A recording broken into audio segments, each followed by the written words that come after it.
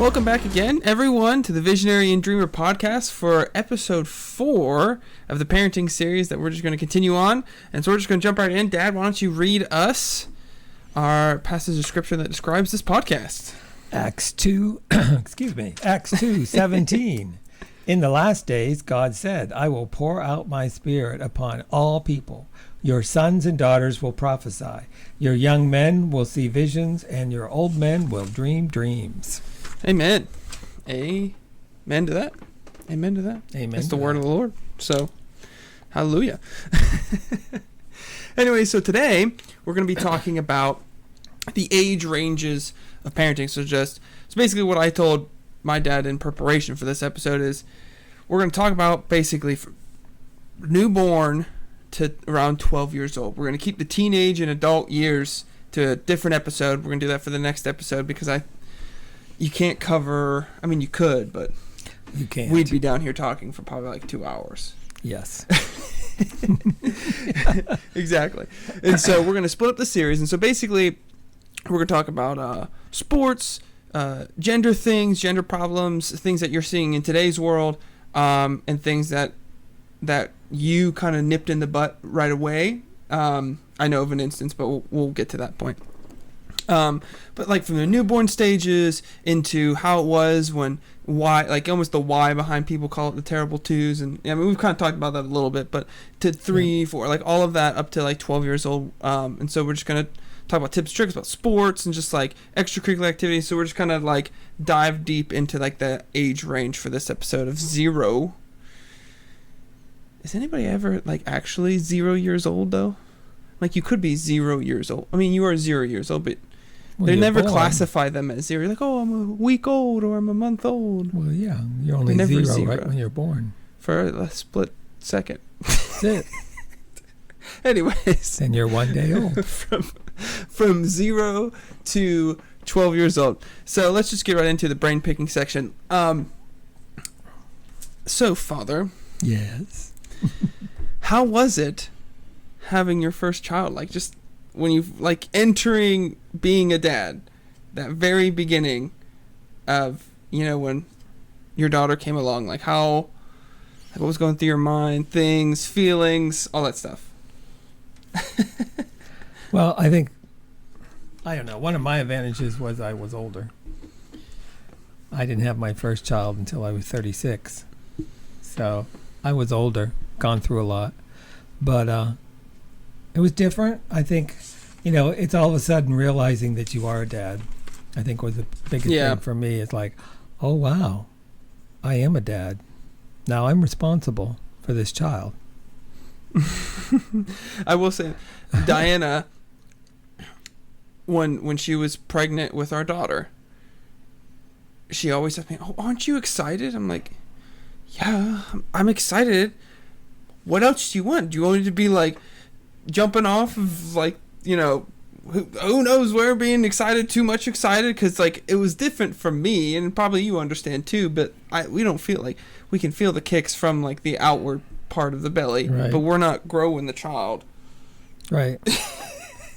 We're not growing the child. So like for the woman, it's definitely different because they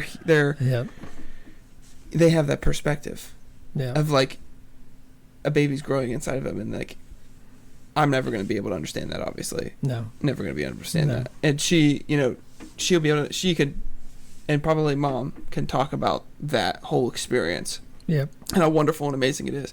But from my perspective, it didn't really hit me until my daughter was outside the womb. Yep. And would that be the same thing for you too? Yeah, pretty much, I would have to say. I think that the biggest thing for me was the responsibility issue. It was like, oh, I'm a dad. Well, then now I'm responsible for raising her. I mean, I would assume, I know Teresa felt the same way in that aspect. But it is like, oh, man, I'm responsible for raising her. And one of the things that always got me was that your children get your first concept of God from their father. Yeah. And I was like, oh, wow, gee, thanks for the responsibility.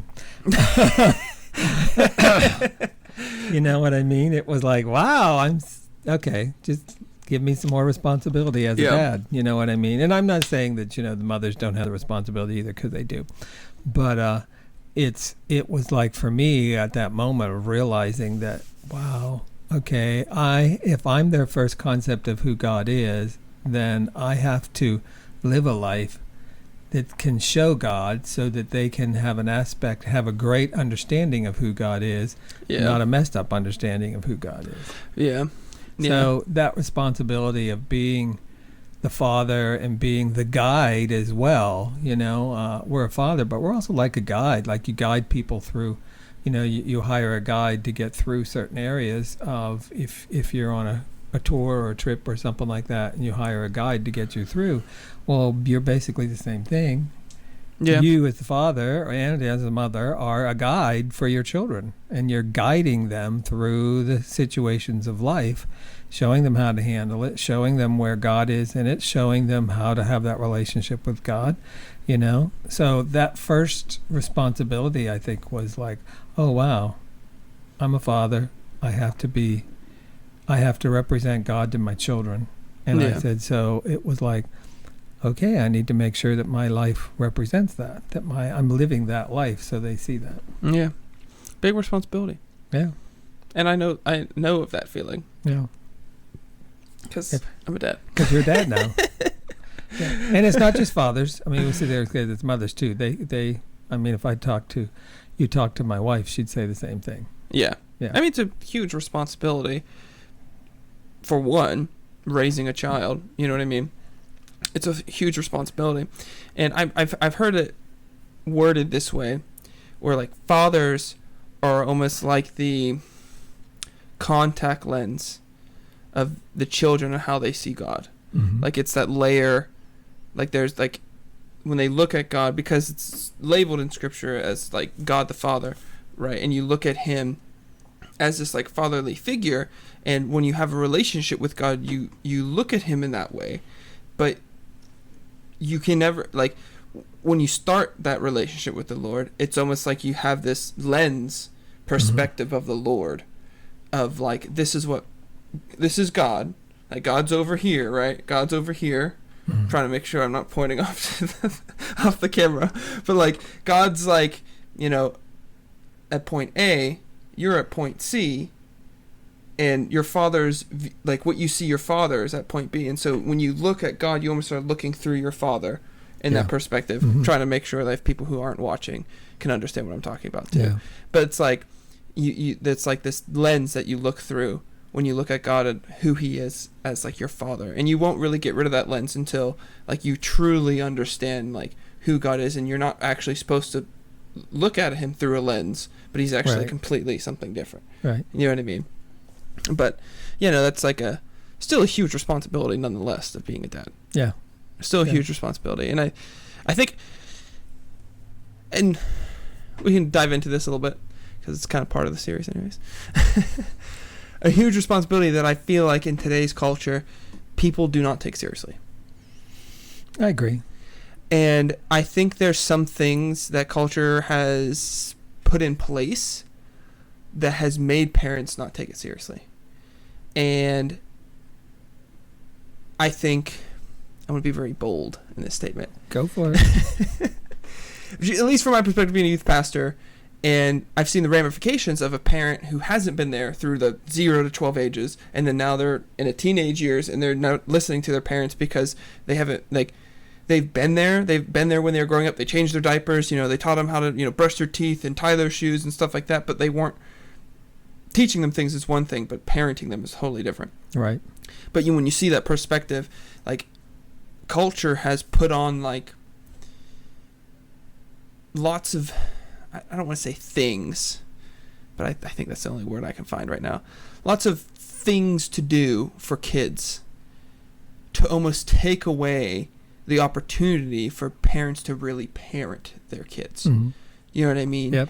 And I'm not saying daycare is bad.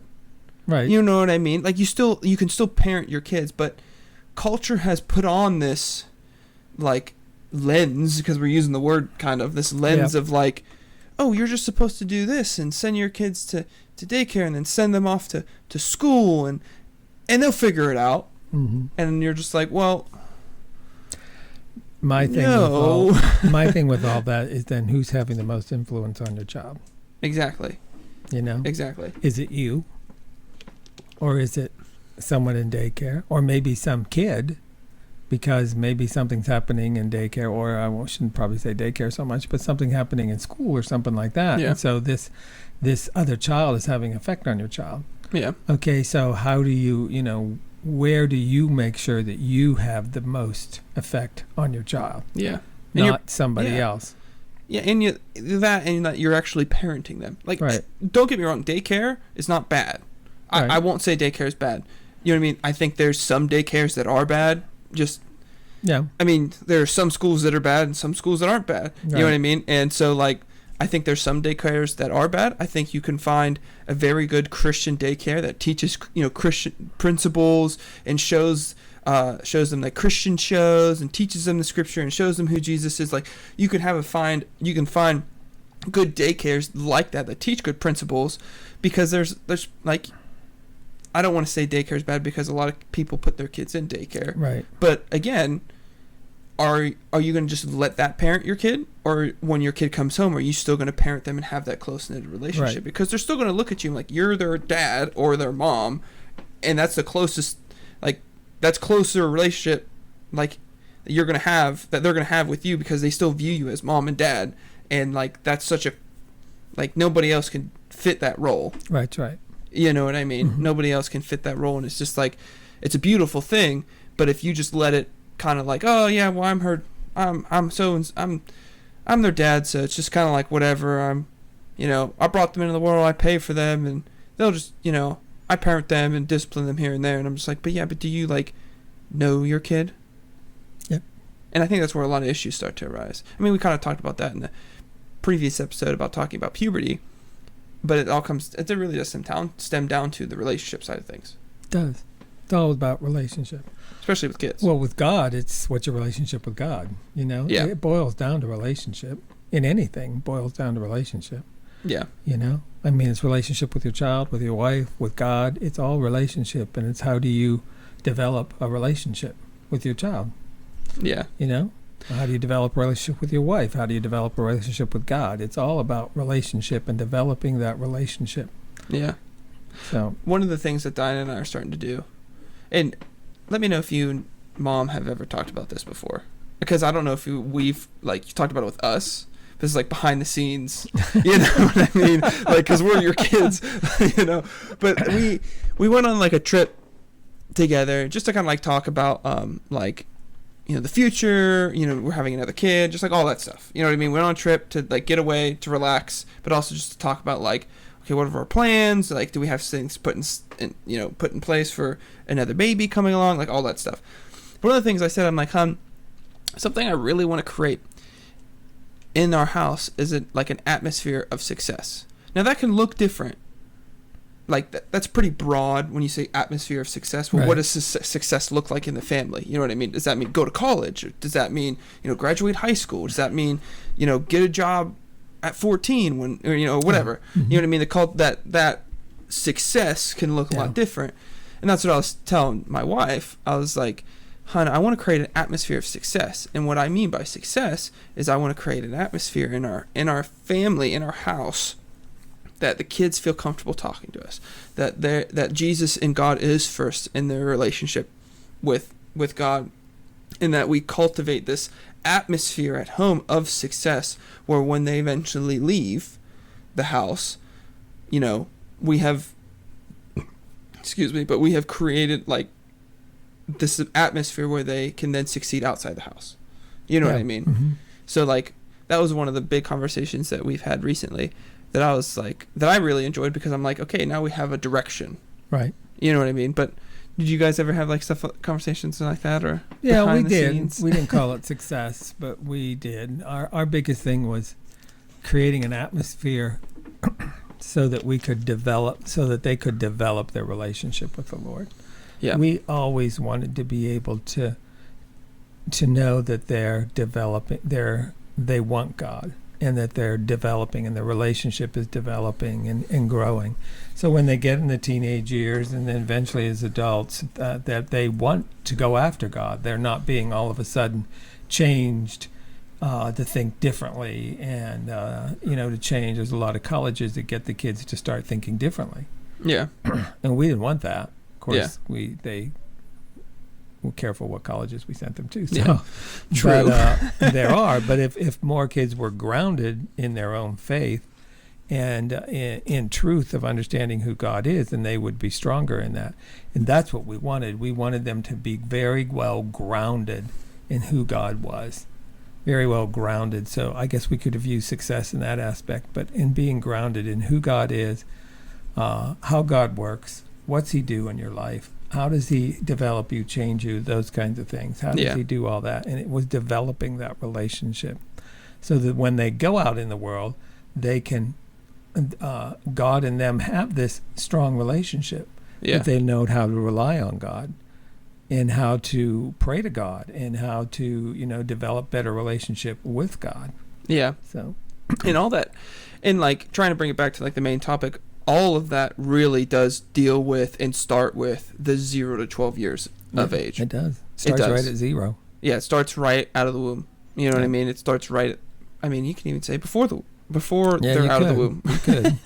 Even before you can start praying for your kids when you get married. Yeah. You know what I mean? And stuff like that. Like prayer works. It does. It does. So, but talking about like the atmosphere of success or the atmosphere. So, what necessary steps were you taking to accomplish that, especially in that age range of like 0 to 12? You know what I mean? Obviously, like taking them to church and like that general those things. But when they were younger, we always watched. I think we talked about this a little bit already, but we always paid attention to what they watched. Yeah. Okay, we got rid of cable. So that it wasn't, so that influence of the TV just wasn't there. Okay, and so my wife and I didn't watch TV. We didn't have it. We didn't have cable. Yeah. So we didn't do that. We bought DVDs. Tons of DVDs. Well, no. VHSs. VHSs. That's what was in the 90s. We did VHSs, and we got a lot of them. It was like, okay, this is what we're going to watch. Well, I look at it this way. Well, we spent the money on the VHSs instead of on the cable, So, but we did buy that so that we knew what was going into their heads.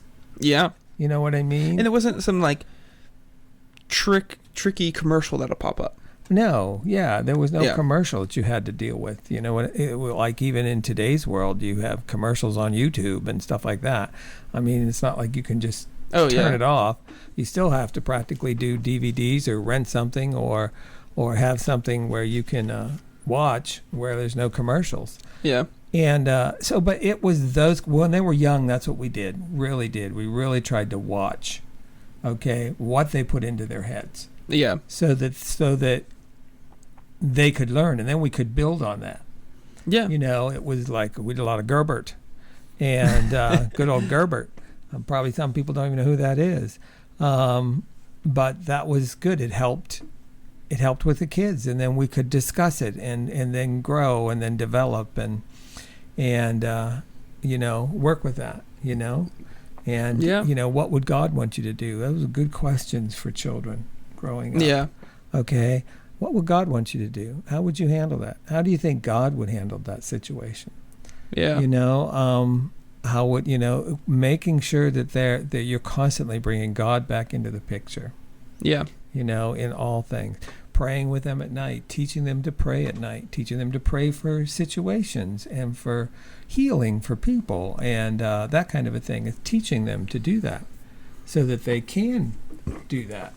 And so that they can pray, so that they understand the concept of prayer. Well, let me pray for you. Yeah. Let me pray for you. And so it's in grabbing hold of all those aspects and not waiting until they're a certain age. It's like, oh, well, when they turn 6, I'll start teaching that. No. You've wasted a whole lot of time if you've waited till 6. Yeah. Okay, there's a lot they can learn between 1 and 6. Okay, concept of who God is and who God is and how to develop that relationship. There's a lot they can learn there. So it's in developing that and getting to know that.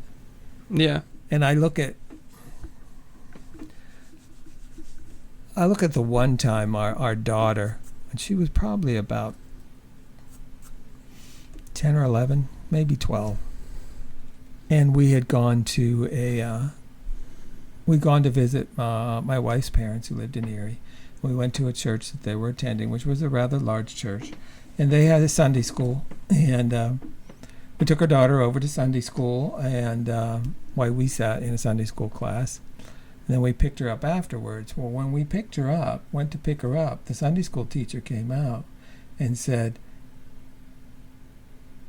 "We're amazed at your daughter." And I'm like, what are you talking about? I said, she knew a lot of stuff. What we talked about, she knew about it. Yeah. In the Bible. She'd already known. She goes, she knew about it. Usually we're teaching kids to teach about it, and she already knew about it. Yeah. Okay? Yeah. So it was that aspect of teach children. Yeah. Don't let the Sunday school teach them. Or, or other areas of your church teach them. You teach them. Yeah. And that's so much, and I'll say that's way more vitally important, that you teach them biblical principles and stories, and the big kids stories when they're younger, Noah's Ark, and Jesus dying for us on the cross, like all those things. It's like if you are teaching them, it will have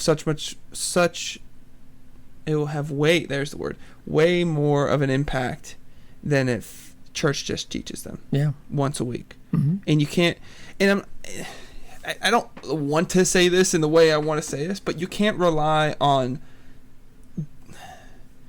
you can rely on the church, but you can't rely on like just once a week Sunday school, or once a week Wednesday night, or once a week, children's ministry to just be the magical.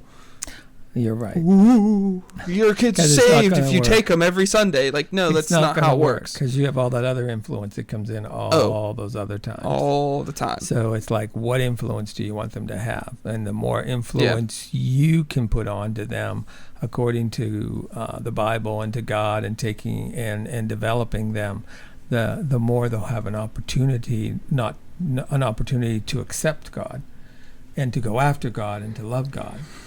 But they have to be taught that. Yeah, they do. Otherwise, they're not going to be.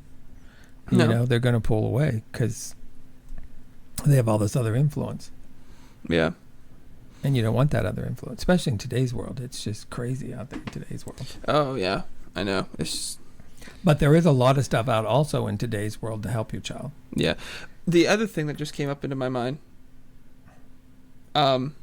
was that, now I lost it. Wait, it's coming back to me.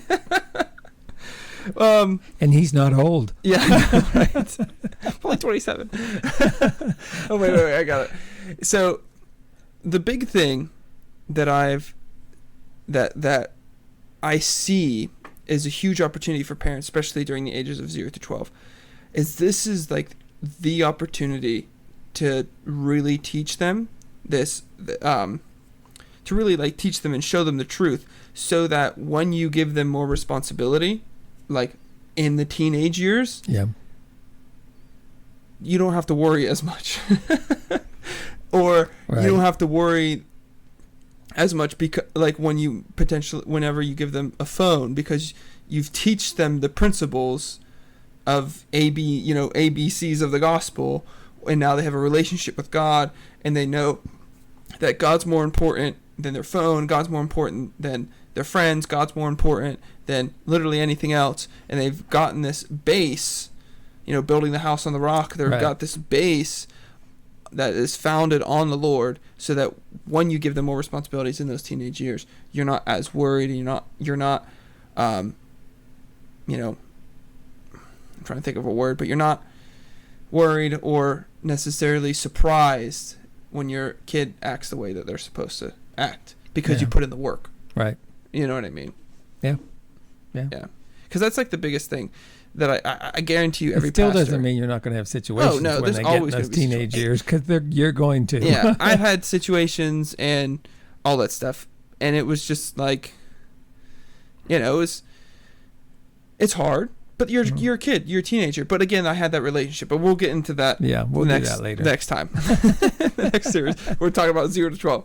But yeah, that's like the base. This is the foundation. Like, you can call them the foundational years if you wanted to. They are, because they are. Like, it's so foundational for kids just to learn and understand Scripture and learn why they shouldn't lie and why it's important not to lie and why they, it's don't act out on your anger, and why shouldn't I act out on my, well, this is what Scripture says. Yeah, you know what I mean?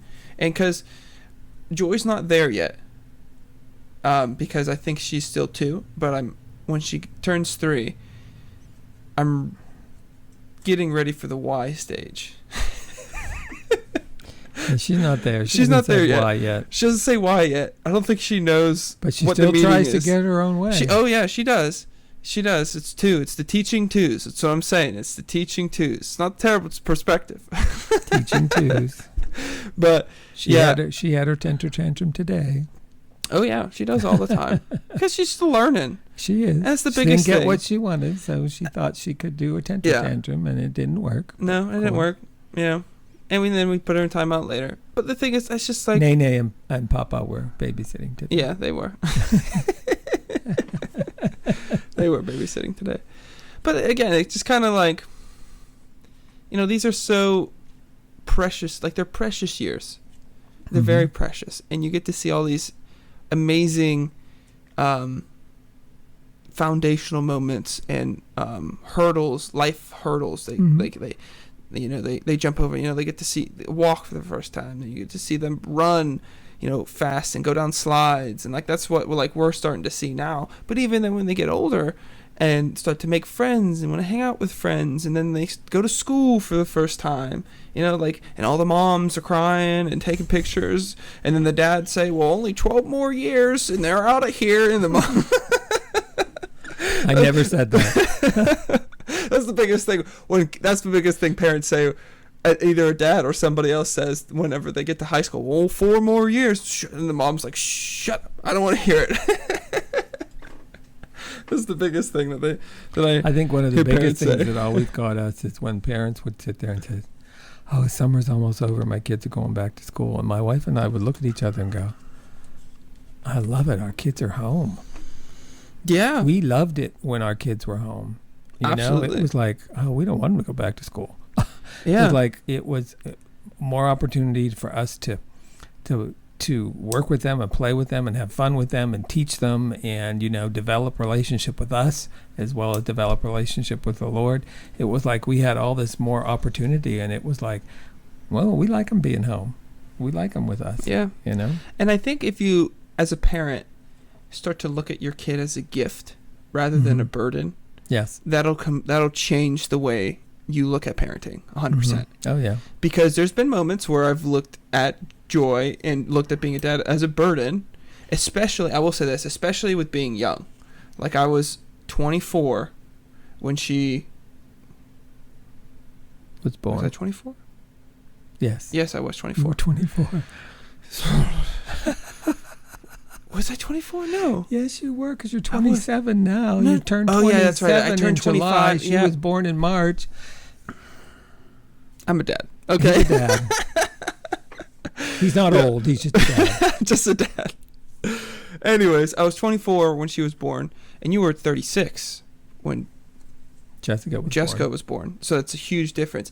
And I will say that was a big hurdle for me, being 24 and having a kid. It's like, in culture of today, it's like the culture says don't get married until your 30s, late 30s. Yeah.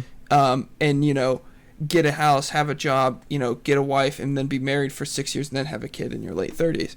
And, get all the money, do all the trips that you want, which is like, if you did that, that's okay. You know what I mean? I'm not coming down on you because, you did that. Well, kind of. I only did it because I didn't get married. It was like, hey, I had to wait for my wife. Yeah. And, well, And everyone's my wife different. is 6 years. My wife is 6 years younger than I am. True. So I had to wait for my wife. But everyone's different. I mean, just look at like your 3 kids. Like I got married. I was 20 years old when I was married. Colby was 24, right? Mm-hmm. Yeah, 24.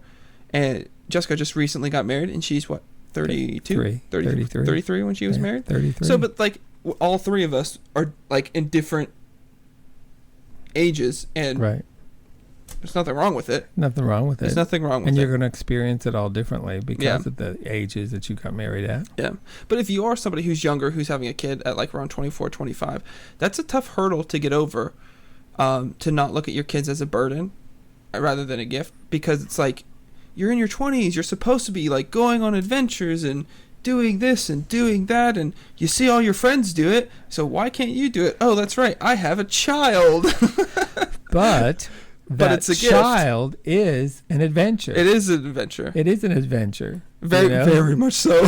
It's an adventure trying to raise a child. I mean, doing it and that kind of a thing. And you can learn to, you have fun with it. Yeah.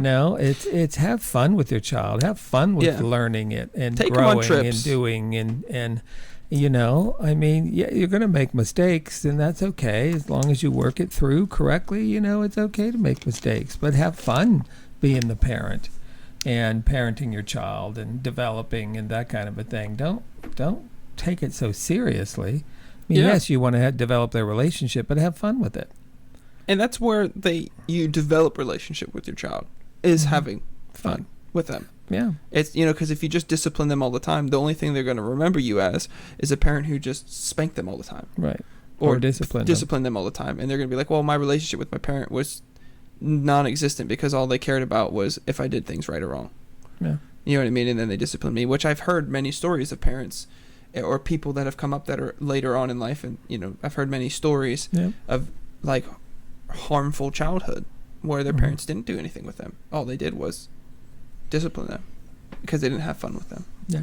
But one of the things I'll say, I don't know if this is a Christian show, and I don't know if the producers are Christian, but from a parent's perspective... What show are you talking about? I'm talking about Bluey. Oh, okay.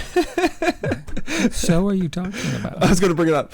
So, if you're a parent, and if you don't want your kid to watch it, that's fine. I don't really think there's much wrong with it at all. I think it's a fantastic show. I just don't think there's any Christian... I don't think there's like a Christian basis behind it. I don't know if the producers are Christian. I don't know if the writers are Christian. I don't know if the people that are doing it. I don't know who's Christian, who's not. But the one thing that I'll say about that show that is so awesome is that they picture the parents as like almost like these superheroes to the kids, where it's not even like they're superheroes, but they have fun with their kids, and when their kids are there, they're playing with them. And there's this moment in one of the episodes where Bingo is one of the characters, and she's like, "Dad, is it the weekend?" And he's like, "Yeah, Squirt." They're Australian, so they have these accents and stuff like that. And the dad's like, "Yeah, it's the weekend." And she's like, "So we get to play games tomorrow?" And he's just like, "You bet." And she's like, "I can't wait." And the dad's like, "I can't wait either." And then they wake up and they play games all day. And it's just like, it's such a cool perspective, even from like a parent watching the kids show. I love it. I love watching it. It's great. But like from a parent watching that, and you see like, they're taking their kids out, doing fun things and making things fun. Like the one episode, he takes his kids to the dump. How in the world is that fun?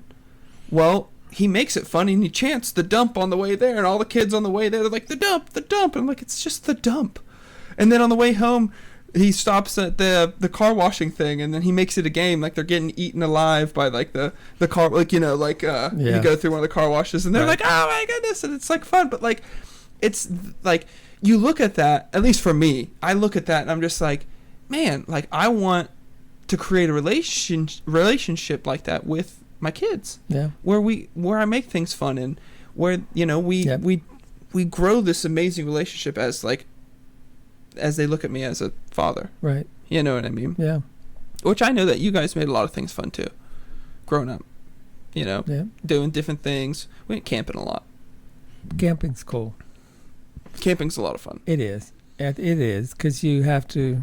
Well, it's experiencing each other. It's one thing. It's pulling, everything away. You don't have TV, you don't have anything. Where we went camping, you didn't even have cell phone service. So hey, it was. And we never had cell phones until later on. So it was like you didn't have service, you didn't have this. So it was like there's nothing there. So we created fun. Besides, we brought games with us and that kind of stuff. But we did a lot of hiking. We did, the campground did have a swimming pool, so we did go swimming at times. But we did hiking at times. We did, walking through nature and experiencing things. I think it was one of the biggest things that we did. My wife remembers really well is at the one campground we were at. We came back from the restrooms from the campground and we looked up into the sky and there was no moon that night, and you could see the stars beautifully. And so we walked out past where we were camping into a little meadow and looked up, and the stars were absolutely beautiful. Yeah. And so we could sit there and explain things to our kids, like there's the Big Dipper, there's the Milky Way galaxy, there's things, and they were just like in awe. So it's taking the opportunities when they arise too. It's like, oh, wow, look at this and look at that. And it's great. And camping's great because it makes you have to be together. Yeah.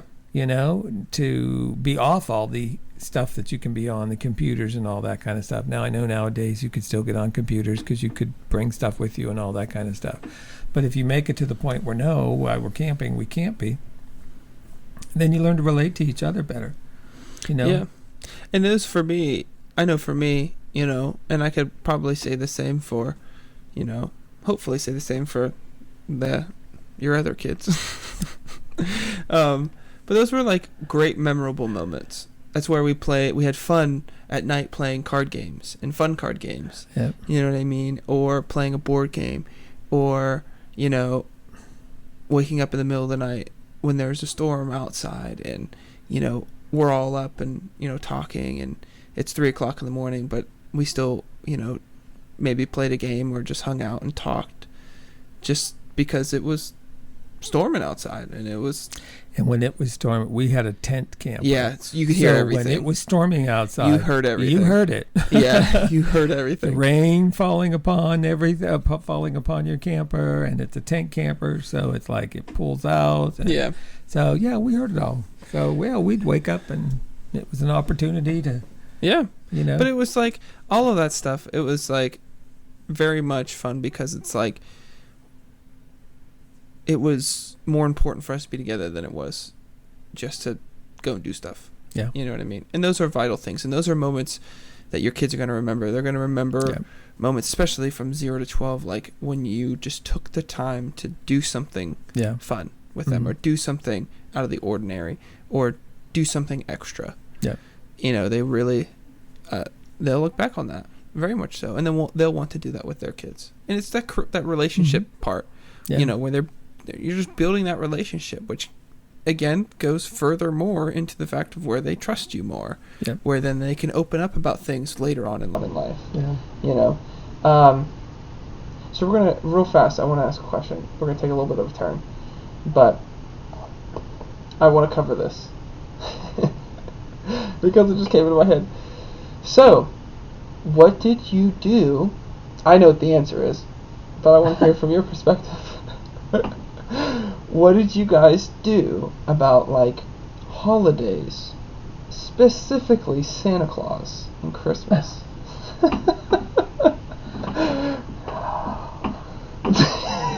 I know what the answer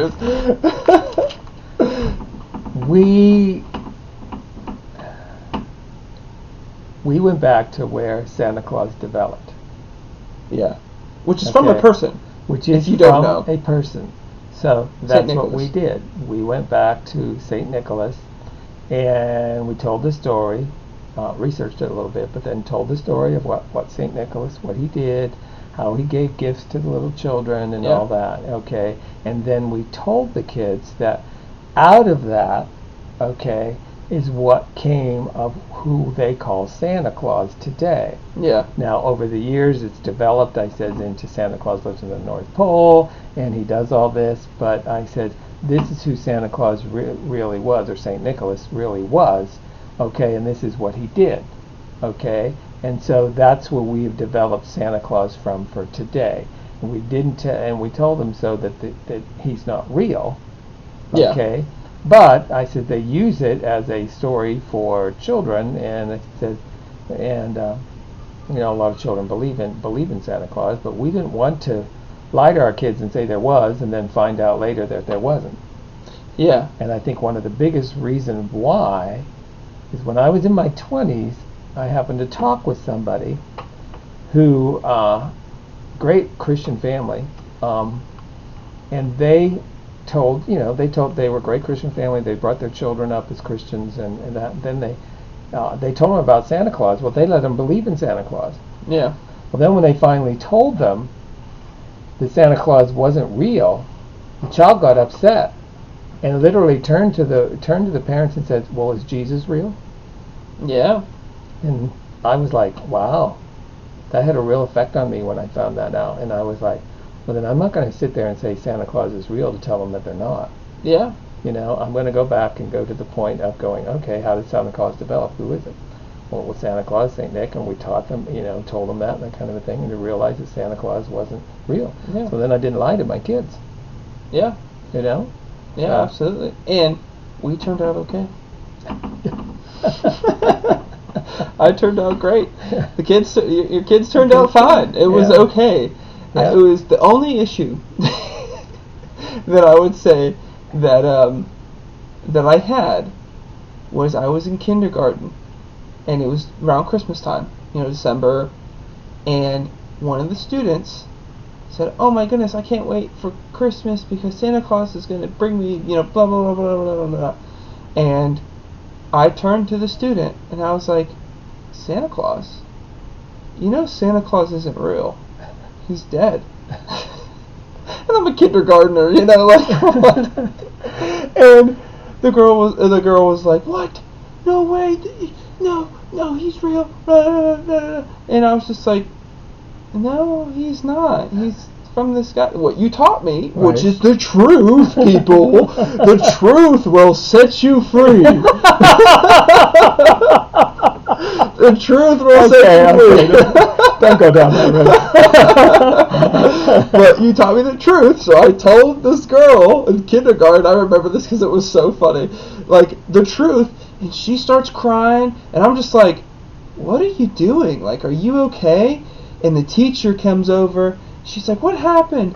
And the girl's crying, emotions. Like, "Oh, Christian 7, Santa Claus isn't real." And the teacher's like, I don't remember exactly what happened. Well, but what's like, cool is the teacher really couldn't discipline you because you weren't wrong. No, the teacher pulled me aside and was just like, "Okay, well, some people believe, but we know it's not true, but they'll have to figure it out on their own," or something like that. Something to basically like cool down the whole so I don't tell the rest of the class that Santa Claus isn't real. And then the teacher just has a bunch of kids crying, what I mean, and going home, whatever. But it was just like, it was funny, but it's just like, going off what you said, I remember Todd White. If you haven't listened to him, if you don't know who he is, look him up. He's a phenomenal evangelistic speaker, phenomenal person. Crazy story. Anyways, he talks about that, and he's just like, it's like, why, like, going off what you said, why would you lie to your kids? Like, why would you start a lie at a young age? Yeah. And for me, I understand. I mean, I grew up that way. My wife didn't. She grew up believing in Santa Claus, and the same thing kind of happened, where she was questioning if Jesus was real too. You know what I mean? Like, she had that same question there too. And, she's come to the conclusion, and throughout conversations with, when we were dating and when we were engaged and whatnot, and she's like, "No, I don't want to tell our kids that Santa Claus." We're like, "What's the point? Like, why would I want to lie to my kids?" Yeah. Mm-hmm. Like, if you know what I mean? And that goes back to the relationship side of things, too, because it's like, if you're lying straight to your kids about Santa Claus or about the Easter Bunny or about whatever, like, if you're lying straight to your kids and the next thing you know, they find out what the truth really is, then they're going to look at you in a different perspective, and it's going to create a wound that will eventually need healing over time, which is like crazy to even think about because you're talking about Santa Claus and Christmas, but some kids will take it worse than others, and it could create something that in the long run hurts you. And some kids may not. My wife I think of my wife. She believed in Santa Claus up until she was like 10. Yeah. Okay, and it's because her parents kept pushing it. Yeah. You know what I mean? Instead of saying, "Oh no, there isn't a Santa Claus." Then when she found out, she was like, "There really isn't a Santa Claus?" I mean, she was really hurt. Yeah. By it. So it's like, do you want to do that to your child? Why do that? Yeah, why do that to your child? Yeah. You know? At least that's... I mean, that's how we feel. Yeah. You know, that's all. It's your decision of what you want to do. You have to, as a parent, have to discern. You know, we were just, that's how we felt. We didn't want to lie to our kids. We wanted them to know the truth. So we told them the truth. That Santa Claus was a real figure at one time. But today, it's evolved into what they see today. Yeah. Okay. And it doesn't mean you can't celebrate Christmas. No. We still celebrated Christmas. Well, we celebrated Christmas for the right reason. It was the birth of Christ. Yeah, and I remember being a kid. I remember, like, Christmas time was coming around, and Santa Claus wasn't on my mind, but Jesus was on my mind. Yeah. And potentially, like, hey, we should do something for, Jesus, or do this, I mean. I know people have gotten cakes to celebrate Jesus' birthday.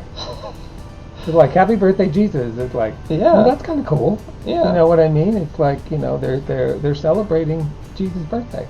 So it's like, hey, it's when he was born, they're celebrating it. So, hey, that at least, I think it's kind of cool in a way. Yeah.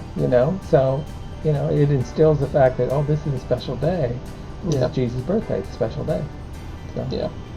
We can really start going down the rabbit hole of Christmas. Yes.